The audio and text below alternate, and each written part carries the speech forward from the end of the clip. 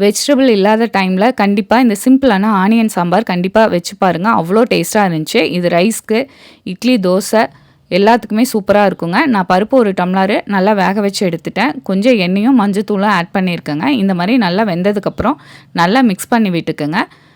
நான் சின்ன வெங்காயம் வந்து ஒரு 20 எடுத்துருக்கேங்க. ரவுண்ட் ரவுண்டாக கட் பண்ணியிருக்கேன். தக்காளி 1, பூண்டு ஒரு 10, வரமிளகாய், கருவேப்பிலை எடுத்துக்கலாங்க.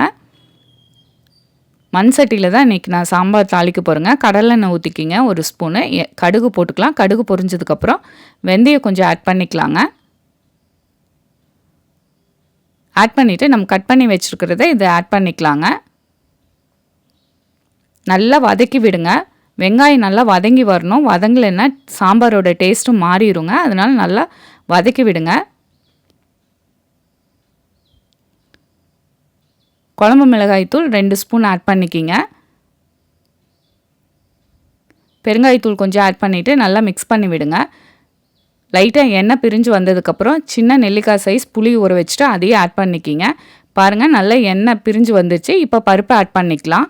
ஆட் பண்ணிவிட்டு தேவையான அளவு தண்ணி ஆட் பண்ணி உப்பும் ஆட் பண்ணிவிட்டு ஒரு 10 நிமிஷம் நல்லா கொதிக்க விடுங்க.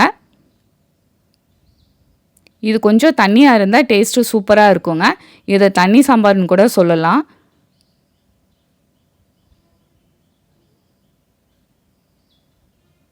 பாருங்கள் இந்த மாதிரி இருக்கணும்.